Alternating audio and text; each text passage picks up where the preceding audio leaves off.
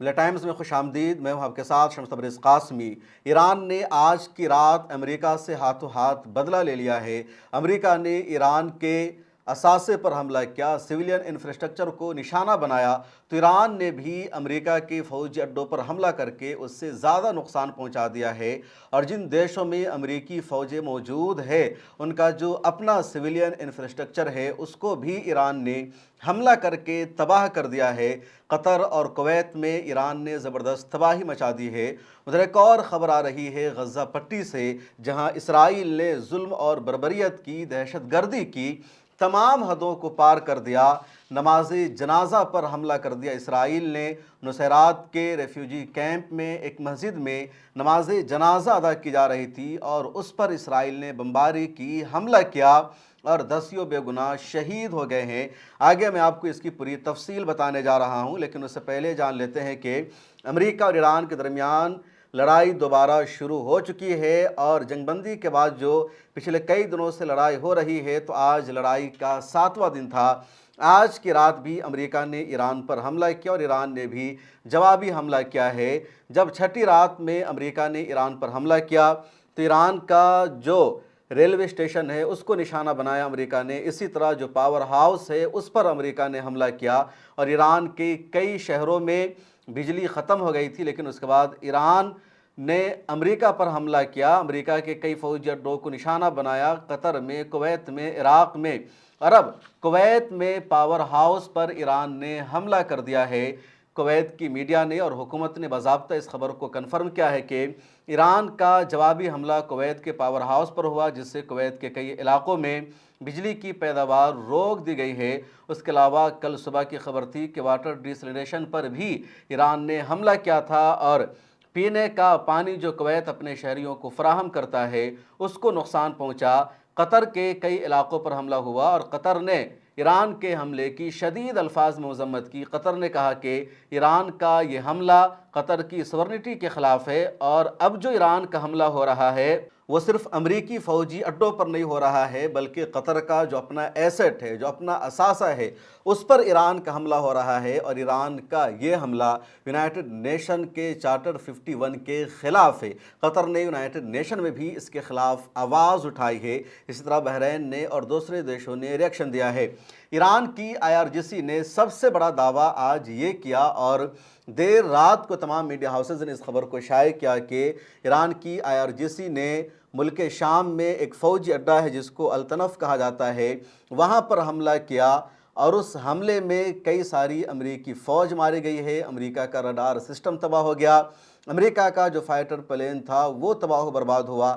یہ حملہ IRGC نے کیا، اور بہت دیر سے IRGC نے دعویٰ کیا۔ شروع میں ایران نے صرف یہ دعویٰ کیا تھا کہ ملک شام میں امریکی فوج کا جو کمانڈ اینڈ کنٹرول ہے اس پر ایران نے حملہ کیا ہے، اور جیسے ہی ایران کی IRGC کا یہ دعویٰ سامنے آیا کہ ایران کے حملے میں ملک شام میں موجود بڑی تعداد میں امریکی فوج کی ہلاکت ہوئی ہے، اس کے علاوہ امریکہ کا رڈار سسٹم تباہ ہو گیا، کمانڈ اینڈ کنٹرول تباہ و برباد ہو گیا، تو فوری طور پر US سینٹکوم نے ٹویٹر پر اپنا بیان جاری کیا اور کہا کہ ملک شام میں امریکی فوج پر کوئی حملہ نہیں ہوا ہے، اور نہ ہی سیریا میں امریکی فوج موجود ہے۔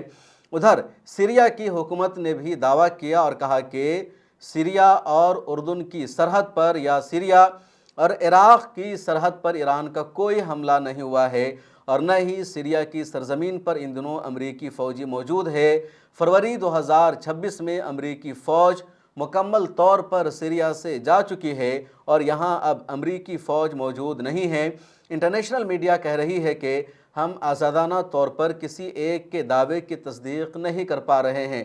کیا ایران سچ بول رہا ہے یا پھر امریکہ کا دعویٰ سچ ہے؟ یعنی کون سچ بول رہا ہے، کون جھوٹ بول رہا ہے، اس کو کنفرم کرنا فی الحال مشکل ہے۔ کل کی رپورٹ ضرور ہے کہ ہتھیاروں سے بھرا ایک ٹرک جا رہا تھا اور سیریا میں اسے پکڑا گیا۔ سیریا کی حکومت کا کہنا ہے کہ ایران سے عراق کے راستے ان ہتھیاروں کو سیریا ہو کر حزب اللہ کے ہاں پہنچایا جا رہا تھا، لیکن سیریا کی آرمی اور انٹیلیجنس نے اسے عراق کی سرحد پر پکڑ لیا ہے۔ ان تمام لوگوں کو گرفتار کر لیا گیا ہے، اور اس پورے گروپ کی نشاندہی کی جا رہی ہے جو عراق سے ہتھیاروں کو لبنان میں حزب اللہ کے ہاں پہنچانے کی کوشش کر رہا ہے۔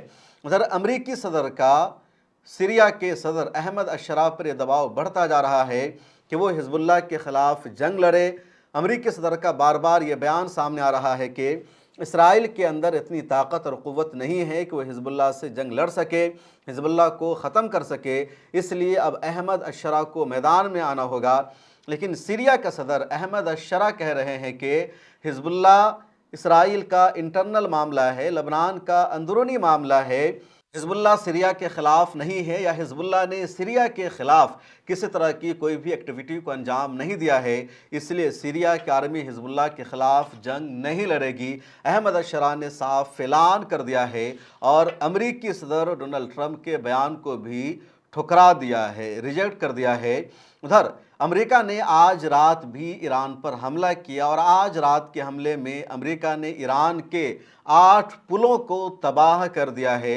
और पुल को तबाह करने का मतलब यह है कि जो सिविलियन इंफ्रास्ट्रक्चर है उसको नुकसान पहुंचाना, अवाम के राब्ते को ख़त्म करना। अमेरिकी सेंटकॉम ने एक्स पर एक और बड़ा ये दावा किया कि चाबहार में ईरानी नेवी का जो कंट्रोल टावर था, जिसके ज़रिए पूरे स्टेट ऑफ हुर्मुज़ की और अरबियन सी की निगरानी की जा रही थी, जहां से ईरान कमर्शियल जहाज़ों पर हमले कर रहा था और स्टेट ऑफ हुर्मुज़ में किसी भी जहाज़ को जाने से रोक रहा था या उस पर हमला ईरान कर रहा था, उस पूरे कमांड एंड कंट्रोल टावर को ही अमेरिका ने हमला करके तबाह बर्बाद कर दिया है। ये अमेरिका का दावा है। उधर ईरान ने आज रात के हमले के बारे में ये दावा किया कि बहरीन में जो रडार सिस्टम अमेरिका ने नया नया लगाया था उसको हमने तबाह कर दिया है। उर्दून के फ़ौजी अड्डे पर अमेरिका का जो F-16 है, F-18 है और F-35 है उसको हमने तबाह किया है। कई फाइटर प्लेन का जो हंगर है उसको हमने ज़मीन दोज़ कर दिया है। इसी तरह बहरीन में 5वें बहरी बेड़ा पर जहां अमरीकी ईंधन रखा हुआ है उसको हमने तबाह कर दिया है। और कतर के अल उदैद फ़ौजी अड्डे पर भी ईरान ने ख़तरनाक हमला किया और वहां भी जहाज़ों को नुकसान पहुंचाने का IRGC ने दावा किया है। तस्नीम न्यूज़ एजेंसी ने भी इस तरह की खबर शाये की है। उधर ईरान ने दोबारा ये धमकी दी है कि अब ईरान अरब देशों में जो सिविलियन इंफ्रास्ट्रक्चर है, उनका जो एसेट्स है उस पर हमला होगा, उनको निशाना बनाया जाएगा और ये लड़ाई तुर्की बतुर्की अभी जारी रहेगी। ईरान ने यह भी दावा किया है कि अबनाए हुर्मुज़ पर अभी तक उसी का कंट्रोल है और स्टेट ऑफ हुर्मुज़ से ईरान की परमिशन के बगैर कोई भी जहाज़ नहीं गुजर सकता है। तस्नीम न्यूज़ एजेंसी ने एक खबर शाये करके ये दावा किया है कि स्टेट ऑफ हुर्मुज़ का 2 रूट है, एक रूट ओमान वाला है और दूसरा रूट ईरान वाला है। तो ओमान के पानी के इलाके से कोई भी जहाज़ नहीं गुजर सका है ईरान के डर से, और ईरान की परमिशन से 7 कमर्शियल जहाज़ों ने क्रॉस किया है जो ईरान वाला इलाका है। उधर अमेरिका ये दावा कर रहा है कि स्टेट ऑफ हुर्मुज़ में अब ईरान का कंट्रोल नहीं रहा। ईरान के कंट्रोल करने की जो सलाहियत थी या ईरान के मिसाइलों का जो लॉन्चिंग पैड था, जो कंट्रोल टावर था, उसको हमने तबाह कर दिया। लेकिन ये मुकम्मल सच्चाई नहीं है। हकीकत यही है कि अभी भी अबनाए हुर्मुज़ में ईरान का कंट्रोल है और इसी वजह से दुनिया के कई देशों ने अब अपने जहाज़ों को वहाँ से गुज़रने से मना कर दिया है। पिछले दिनों में इंडिया के कई जहाज़ों पर हमला हुआ और इंडिया के जहाज़ को लग रहा था कि वो ओमान की साइड से गुज़र रहे हैं तो उन पर हमला नहीं होगा या अमेरिका हमला नहीं करने देगा, ऐसा नहीं हुआ। और इसलिए भारतीय हुकूमत ने अब इंडिया के तमाम जहाज़ों से कहा है कि वो फ़िलहाल स्टेट ऑफ हुर्मुज़ को क्रॉस ना करे, जहाँ पर है वहीं पर वो लंगर अंदाज हो जाए, उन जहाज़ों को वहीं पर रोक दिया जाए। बाज़ाब्ता भारत सरकार ने ये एडवाइज़री जारी कर दी है और ये जो जंग है इसमें अब शिद्दत देखी जा रही है।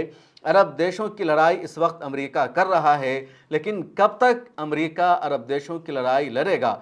दूसरी तरफ अमेरिका अरब देशों से इस जंग के बदले खूब पैसा भी वसूल कर रहा है और इन अरब देशों के पास इसके अलावा कोई ऑप्शन नहीं है। जब भी किसी भी अरब देश पर हमला होता है तो कहा जाता है ये हमारी सॉवरेनिटी पर हमला है, खुद मुख्तारी पर हमला है, यूनाइटेड नेशन के चार्टर और उसूल के ख़िलाफ़ है। सच्चाई यह है कि यूनाइटेड नेशन की आज के दौर में कोई वैल्यू नहीं रह गई है। जिसके पास ताकत है उसी की बात सुनी जाएगी। अगर आपके पास अस्करी ताकत नहीं है, फ़ौजी ताकत नहीं है, अगर आप अपने मुल्क के दिफा की सलाहियत अपने आप में नहीं रखते हैं तो कोई भी आएगा आपको मारेगा, चला जाएगा। اور آپ کچھ بھی نہیں کر پائیں گے، کنڈم کریں گے، اس کے علاوہ آپ کی کوئی اور ویلو نہیں رہے گی۔ امریکہ اور ایران کی جنگ میں یہی ہو رہا ہے۔ امریکہ ایران کے اوور برج پر حملے کر رہا ہے، ان کے اسٹیشن پر حملہ کر رہا ہے، ریلوے ٹریک کو امریکہ نشانہ بنا رہا ہے، پاور ہاؤسز کو امریکہ حملہ کر کے تباہ کر رہا ہے، اور ایران بدلے میں اسرائیل پر حملہ نہیں کر رہا ہے کیونکہ اسرائیل کے پاس فوجی طاقت ہے۔ اسرائیل بار بار ایران کو دھمکی دے چکا ہے، حالانکہ امریکہ پر حملے کا جواب اگر دیا جائے تو سب سے پہلے امریکہ پر حملہ ہونا چاہیے، لیکن امریکہ ایران سے 11,000 کلومیٹر دور بیٹھا ہوا ہے۔ ایران میزائل کو امریکہ تک پہنچا نہیں سکتا، اپنے جہاز کو، فائٹر پلین کو ایران وہاں تک نہیں پہنچا سکتا، تو ایران کے پاس دوسرا آپشن یہ ہے کہ مڈل ایسٹ میں یا ایران کے پاس جہاں جہاں امریکہ کی فوج موجود ہے اس پر حملہ کیا جائے۔ اب امریکہ کا جو 91واں اسٹیٹ کہلاتا ہے وہ اسرائیل کہلاتا ہے۔ اسرائیل امریکہ کی ہی فوجی چھاونی ہے، لیکن امریکہ سے بدلہ لینے کے لیے کبھی بھی ایران اسرائیل پر حملہ نہیں کرتا کیونکہ اسرائیل بھی طاقتور ہے۔ اس لیے سعودی عرب، کویت، قطر، بحرین، اردن جیسے دیشوں پر ایران حملہ کرتا ہے امریکہ سے بدلہ لینے کے لیے، اور ان ملکوں کو ان حملوں کو برداشت کرنا ہوگا، اپنے نقصانات کو سہنا ہوگا، اس کے علاوہ ان کے پاس کوئی اور آپشن نہیں بچا ہے۔